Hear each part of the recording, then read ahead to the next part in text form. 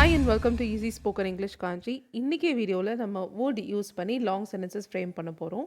Already வுட்டில் இருக்க எல்லா possible ஸ்ட்ரக்சர்ஸும் டீட்டெயில்டாக எக்ஸ்பிளைன் பண்ணி லெசன்ஸ் அப்லோட் பண்ணியிருக்கேன். நீங்கள் இன்னும் அந்த வீடியோ பார்க்கலன்னா மேலே அதோட லிங்க் இருக்குது அண்ட் டிஸ்கிரிப்ஷன்லையும் நான் பின் பண்ணியிருக்கேன். கண்டிப்பாக செக் அவுட் பண்ணி பாருங்கள். Now let's get started with today's lesson. Would வந்து பொதுவாக நம்ம நிறைய கண்டிஷனல் சென்டென்சஸில் யூஸ் பண்ணுவோம், ஸ்பெசிஃபிக்கலி செகண்ட் அண்ட் தேர்ட் கண்டிஷனலில். ஸோ இந்த வீடியோலையும் நான் நிறைய sentences second and third conditional வந்து கொடுத்துருக்கேன். ஸோ லைட்டாக ரீகால் பண்ணிக்கலாம் செகண்ட் அண்ட் தேர்ட் கண்டிஷனாக என்னென்னு. செகண்ட் கண்டிஷனல்லாம் present or future imaginary situations பற்றி பேசும்போது யூஸ் பண்ணுறதா செகண்ட் கண்டிஷனல். இதை பற்றி தனியாக டீட்டெயிலாக வீடியோ இருக்குது, மேலே அதோட லிங்க் இருக்குது, டிஸ்கிரிப்ஷன்லேயே இருக்குது, செக் அவுட் பண்ணி பாருங்கள். தேர்ட் கண்டிஷனல்னால் பாஸ்ட் இமேஜினரி ஒரு பாஸ்ட் ஹைப்போதெட்டிக்கல் சுச்சுவேஷன்ஸ் இதை பற்றி பேசுகிறது தான் தேர்ட் கண்டிஷனல். ஓகே, ஸோ இதோட ஸ்ட்ரக்சர் எப்படி இருக்குன்னா, செகண்ட் கண்டிஷனல் இஃப் கிளாஸில் சிம்பிள் பாஸ்ட், மெயின் கிளாஸில் வுட் ப்ளஸ் verb. தேர்ட் கண்டிஷனலில் இஃப் கிளாஸில் பாஸ்ட் பர்ஃபெக்ட், அதாவது had V3, மெயின் கிளாஸில் would have V3. Alright, so இப்போ இதுக்கான எக்ஸாம்பிள்ஸ் பார்க்கலாம். ஃபர்ஸ்ட் சென்டென்ஸ், எனக்கு இன்னும் நேரம் இருந்தால் நீ கற்றுக்கிறத நானும் கற்றுக்குவேன்.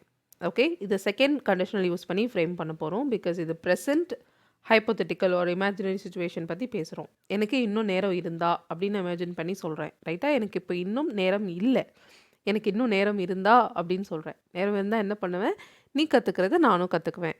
ஸோ எனக்கு இன்னும் நேரம் இருந்தா, if I had more time. So இதில் ஏன் இஃப் ஐ ஹேட் போட்டிருக்கோம், இது சிம்பிள் பாஸ்ட்டு தான். ஆனால் ஏன் ஹேட் வந்திருக்குன்னா, எனக்கு நேரம் இருக்கிறத பொசஷன் மாதிரி இந்த இடத்துல ஹேட் யூஸ் பண்ணியிருக்கோம். எனக்கு நேரம் இருந்தது அப்படின்னு சொல்லணும்னா பாஸ்ட் டென்ஸில் ஐ ஹேட் டைம்னு சொல்லுவோம் இல்லையா. எனக்கு நேரம் இருந்தா அப்படின்னு சொல்கிறதுக்கு if I had more time என்ன பண்ணுவேன், நீ கற்றுக்கிறத நானும் கற்றுக்குவேன். I would learn what you are learning. So இந்த இடத்துல ஐ வில் லேர்ன் சொல்ல முடியாது, பிகாஸ் இது ஒரு ஹைப்போதெட்டிக்கல் ஒரு இமேஜினரி சுச்சுவேஷன் தான் இல்லையா. ஸோ அதனால் ஐ would learn, would plus verb. Okay, I would learn what you are learning, நீ கற்றுக்கிட்டு இருக்கிறத நானும் கற்றுக்குவேன். இல்லை வாட் யூ லேர்ன் அப்படின்னு கூட சொல்லலாம், சிம்பிள் டென்ஸில் what you learn. Okay, if I had more time I would learn what you are learning. ஓகேயா, ஸோ இதில் இஃப் கிளாஸ் யூஸ் பண்ணியிருக்கோம். ரிசல்ட் கிளாஸ், அது மெயின் கிளாஸ் பார்த்தீங்கன்னா I would learn what you are learning தான். இந்த இடத்துல what you are learning அப்படின்னு இன்னொரு கிளாஸும் சேர்ந்து வந்திருக்கு. ஐ வுட் லேர்ன் சம்திங், அந்த சம்திங்னா என்ன சொல்கிறோம், நீ கற்றுக்கிறது, நான் ஏதோ ஒன்று கற்றுக்குவேன். அந்த ஏதோ ஒன்றுன்றது இந்த இடத்துல இன்னொரு சென்டென்ஸாக இருக்குது. ஸோ இன்னொரு clause. So it is a noun clause. Okay, so இதில் என்னென்ன கிளாஸ் இருக்குது, இஃப் கிளாஸ், மெயின் கிளாஸில் ஒரு நவுன் கிளாஸ் சேர்ந்து வந்திருக்கு.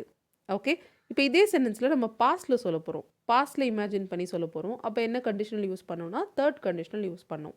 எப்படி சொல்லலாம், எனக்கு இன்னும் நேரம் இருந்திருந்தா நீ கற்றுக்கிட்டதை நானும் கற்றுக்கிட்டு இருந்திருப்பேன், கற்றுக்கொண்டு இருந்திருப்பேன். பாஸ்ட்டில் நான் கற்றுக்கல, ஏன் கற்றுக்கல, எனக்கு இன்னும் நேரம் இருந்திருந்தா நீ கற்றுக்கிட்டதை நானும் கற்றுக்கிட்டு இருந்திருப்பேன் அப்படின்னு சொல்கிறோம். அப்படின்னா எனக்கு நேரம் இல்லை, பாஸ்ட்டில் இப்படி இருந்ததுன்னு இமேஜின் பண்ணி நான் சொல்கிறேன். கரெக்டாக. ஸோ இங்கே தேர்ட் கண்டிஷனல் யூஸ் பண்ணோம். தேர்ட் கண்டிஷனோட ஸ்ட்ரக்சர் என்னது, ஹேட் V3 போடணும் இஃப் கிளாஸில். ஸோ இங்கே ஹேட் ப்ளஸ் ஹேட் வரப்போகுது. ஏன்னா ஹேட் இருந்து ஆல்ரெடி ஃபார்முலாவில் இருக்கிற ஹேட் ப்ளஸ் V3, அந்த ஃபார்முலாவில் இருக்க ஹேட் தான் ஃபர்ஸ்ட் ஹேட். V3 ஃபார்மில் நம்மளுக்கு இங்கே ஹேட் தான் இருக்குது. ஏன்னா இங்கே மெயின் வேர்ப் பார்த்தீங்கன்னா ஹேவ், எனக்கு டைம் இருக்குது, டைம் இருந்திருந்தா அப்படின்னு சொல்லும்போது ஹேட் பாஸ்ட் பர்ஃபெக்டில் எழுதியிருக்கோம். If I had more time, நான் கற்றுக்கொண்டு இருந்திருப்பேன், கற்றுட்டு இருந்திருப்பேன். ஐ வுட் ஹாவ் லேர்ன்ட், என்னதை, நீ கற்றுக்கிட்டதை, what you learnt or what you were learning, அங்கே சொன்ன மாதிரி கண்டினியூஸ்லேயும் சொல்லலாம். I would have learnt what you were learning அப்படின்னு சொல்லலாம். Okay, if I had more time I would have learnt what you learnt. அதே டைப் ஆஃப் கிளாஸஸ் தான் இதுலேயும் இருக்குது, ஜஸ்ட் பாஸ்ட் டென்ஸில் நம்ம எழுதியிருக்கோம். சரிங்களா. ஸோ வுட் ஹேவ் V3ன்ற ஸ்ட்ரக்சரை இங்கே நம்ம யூஸ் பண்ணியிருக்கோம். நெக்ஸ்ட் ஸ்ட்ரக்சர் போகலாம். அவன் பார்ட்டியில் கலந்துக்க ரொம்ப சந்தோஷப்படுவான், ஆனால் இன்றைக்கி அவனுக்கு வேலை இருக்குது. ஸோ இது கண்டிஷனல்லாம் இல்லை, நார்மலாக ரெண்டு சென்டென்ஸ் நம்ம சொல்கிறோம். பாருங்கள், he would be happy to join the party but he has work today. He has work, அவனுக்கு வேலை இருக்குது இன்னைக்கு. ஓகே, ஸோ இது வந்து ஒரு உண்மையான சென்டென்ஸ் இல்லை. அவனுக்கு வேலை இருக்குது, அவன் வர முடியாது, பார்ட்டியில் அவன் கலந்துக்க மாட்டான், ஸோ அவன் சந்தோஷமாக இருக்க மாட்டான். ஆனால் இருப்பான் அப்படின்னு சொல்கிறதுனால ஹீ வுட் பி ஹாப்பி, இங்கே ஹீ வில் பி ஹாப்பி சொல்ல முடியாது. He would be happy to join the party. Because ஏன் ஹீ வில் பி சொல்ல முடியாது, ரியல் சுச்சுவேஷன் கிடையாது. He will be happy, he will definitely attend அப்படி சொல்கிறோம். அவன் கண்டிப்பாக கலந்துக்குவான், அவன் ரொம்ப சந்தோஷப்படுவான், டெஃபினட்டாக நடக்கும் அப்படின்னா வில் சொல்லலாம். பட் இங்கே அப்படி இல்லை, அவனுக்கு வேலை இருக்குது, அவன் வர முடியாது, ஆனால் அவன் ரொம்ப சந்தோஷப்படுவான் அப்படின்னு சொல்கிறோம். அதனால் would be happy, would be plus ஒரு ஆட்ஜெக்டிவ், ஹாப்பின்ற ஆட்ஜெக்டிவ் யூஸ் பண்ணியிருக்கோம். அடுத்தது இந்த சென்டென்ஸை பாஸ்ட்டில் சொல்கிறோம். அவன் பார்ட்டியில் கலந்துக்க ரொம்ப சந்தோஷப்பட்டிருப்பான். ஆனால் அவனுக்கு நேற்று வேலை இருந்தது, அதனால தான் அவனால் வர முடியல. நேற்று கலந்துக்க ரொம்ப சந்தோஷப்பட்டிருப்பான். He would have been happy to join the party. அவர் ஏன் பார்ட்டிக்கு வரல? அச்சோ, அவருக்கு தெரியவே தெரியாதுங்க. அவர் ரொம்ப சந்தோஷப்பட்டிருப்பாரு கலந்துக்கிறதுக்கு. பட் நேற்று அவருக்கு வேலை இருந்தது. அந்த மாதிரி சொல்கிறோம். He would have been happy to join the party yesterday but he had work. Okay, so he would have been happy. Would have been ஒரு அட்ஜெக்டிவ். சரிங்களா? ஸோ அந்த ஸ்ட்ரக்சர் இங்கே யூஸ் பண்ணியிருக்கோம். அவர் சந்தோஷமாக இருந்திருப்பார் பாஸ்ட்டில் அப்படின்னு சொல்கிறோம். Would have been happy. But இதுவும் ஒரு ரியல் சுச்சுவேஷன் கிடையாது இல்லையா? பிகாஸ் அவர் சந்தோஷமாக இல்லை. நேற்றோ அவருக்கு வேலை இருந்து நேற்றோ அவர் பார்ட்டி அட்டன் பண்ணலை. So he was not happy but he would have been happy to join. Okay, next sentence. would be would have been structures பார்த்தோம். But without action verbs with adjectives வச்சு நம்ம ஃப்ரேம் பண்ணோம். இப்போது with action verbs in V3 forms பார்க்க போகிறோம். would be V3, would have been V3 அப்படின்னா அது passive வாய்ஸாக தான் இருக்கணும் இல்லையா? எக்ஸாம்பிள் பாருங்கள். அவள் பிரசிடெண்ட்டாக தேர்ந்தெடுக்கப்படுவான்னு அவன் நினச்சா, ஆனால் கம்யூனிட்டி மெம்பர்ஸ் அவளுக்கு சாதகமாக இல்லை. ஓகே, தேர்ந்தெடுக்கப்படுவாள் என்று அவள் நினைத்தாள். So she thought she would be. இங்கே தேட் யூஸ் பண்ணியும் சொல்லலாம். She thought that she would be elected as the president. Okay, அவள் பிரசிடெண்ட்டாக தேர்ந்தெடுக்கப்படுவாள். ஸோ யார் அந்த ஆக்ஷனை பண்ணுறாங்க? அவளை யார் எலெக்ட் பண்ணுறாங்க? ஓகே, அது இங்கே தேவையில்லை. ஆனால் அவள் எலெக்ட் பண்ணப்படுவா. கரெக்டாக? அதுதான் முக்கியம் இல்லையா? ஸோ அதனால் நம்ம பாசிவ் வாய்ஸ் ஸ்ட்ரக்சரில் would be elected. She thought she would be elected as the president but the community members weren't in favor of her. community members அவளுக்கு சாதகமாக இல்லை. were not in her favorனும் சொல்லலாம், இல்லை in favor of her அப்படின்னும் சொல்லலாம். Correct தான். So இப்போ இதே சென்டென்ஸை நீங்கள் பாஸ்ட்டில் சொல்லணும். பட் இதே சென்டென்ஸை எக்ஸாக்டாக என்னால் பாஸ்ட்டில் சொல்ல முடியல. அதனால் நான் கொஞ்சம் சேஞ்ச் பண்ணியிருக்கேன் சென்டென்ஸை பாருங்கள். கம்யூனிட்டி மெம்பர்ஸ் அவளுக்கு சாதகமாக இருந்திருந்தா அவள் பிரசிடெண்ட்டாக எலெக்ட் ஆகிருப்பா, தேர்வு செய்யப்பட்டிருப்பாள்.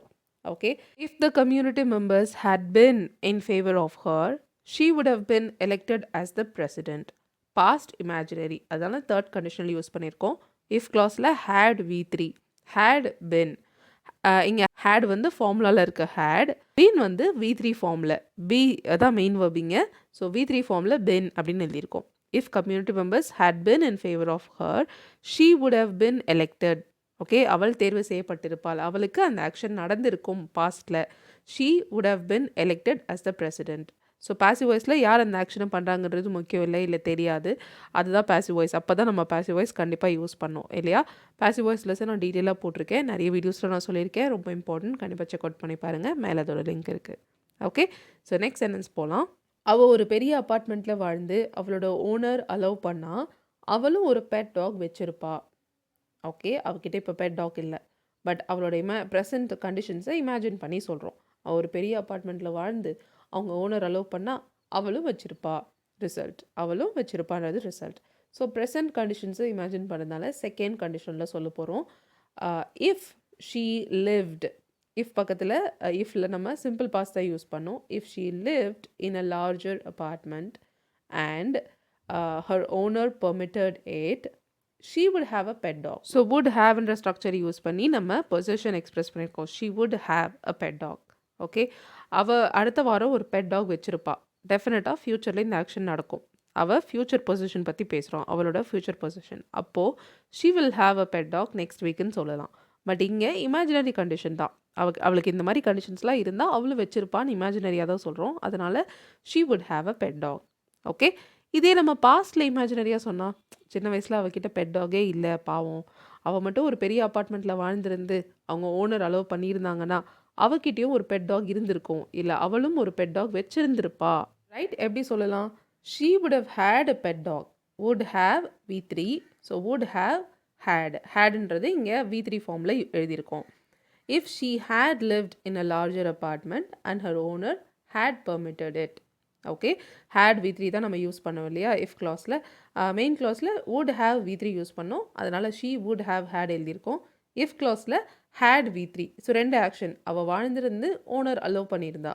had lived, had permitted or had allowedன்னு கூட சொல்லலாம். ஓகே, ஸோ புரிஞ்சிருக்கும்னு நினைக்கிறேன். நெக்ஸ்ட் ஸ்ட்ரக்சர் போகலாம். லாஸ்ட்டாக நம்ம பார்க்க போகிறது would have 2 + verb. இந்த ஸ்ட்ரக்சர் தான். இதுக்கான எக்ஸாம்பிள் பாருங்கள். அவன் லாஸ்ட் டேட்டை மிஸ் பண்ணால் அதுக்கான விளைவுகளை சந்தித்து எல்லாருக்கும் பதில் சொல்ல வேண்டி இருக்கும். ஓகே, ஸோ ஃப்யூச்சரில் இந்த அவசியம் ஏற்படலாம். ஃப்யூச்சர் பாசிபிலிட்டி பற்றி சொல்கிறதுக்கு தான் would have 2 + verb யூஸ் பண்ணுவோம்.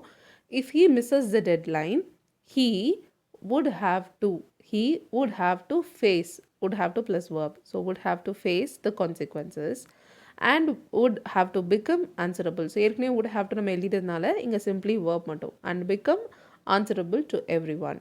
ஓகே, இந்த இடத்துல become answerableக்கு பதிலாக and answer to everyone, would have to face the consequence and answer to everyone அப்படின்னும் எழுதலாம் simply.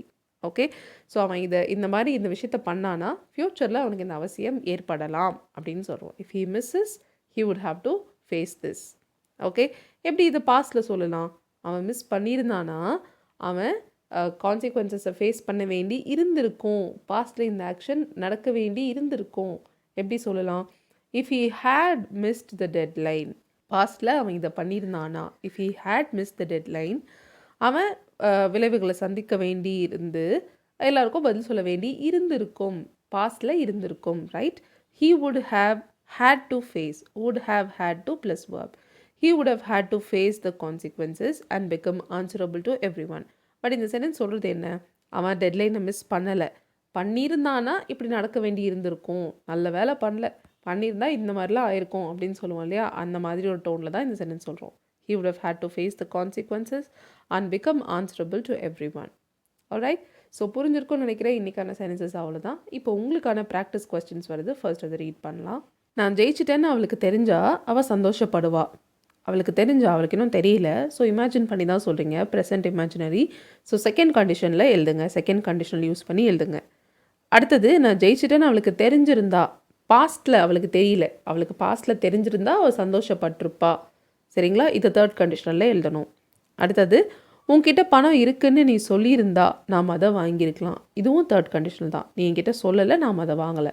ஆனால் பாஸ்ட்டில் நீ என்கிட்ட சொல்லியிருந்தேன்னா நாம் அதை வாங்கியிருக்கலாம். ஓகே, அந்த லாஸ்ட் ஒன், அவள் போன வருஷம் ஃபெயிலான எக்ஸாமில் பாஸ் பண்ண இன்னும் கஷ்டப்பட்டு படிக்க வேண்டி இருக்கும். Okay, there is a possibility, இன்னும் அவள் போன வருஷம் ஃபெயிலான எக்ஸாம் வந்து இந்த இயர் வருது, அவளுக்கு இந்த மாதிரி ஒரு பாசிபிலிட்டி இருக்கலாம். ஃப்யூச்சர் பாசிபிலிட்டியை பற்றி பேசுகிறோம். சரியா? இந்த விஷயம் இப்படி நடக்க வேண்டி இருக்கலாம். லாஸ்ட்டாக நம்ம பார்த்த ஸ்ட்ரக்சர் அதை யூஸ் பண்ணி எழுதுங்க. Okay, thank you so much for வாட்சிங் this video till the very end. I hope you understood and you liked the lesson. Please let me know in the comments. I'll see you all in the next video. Till then, take care and bye.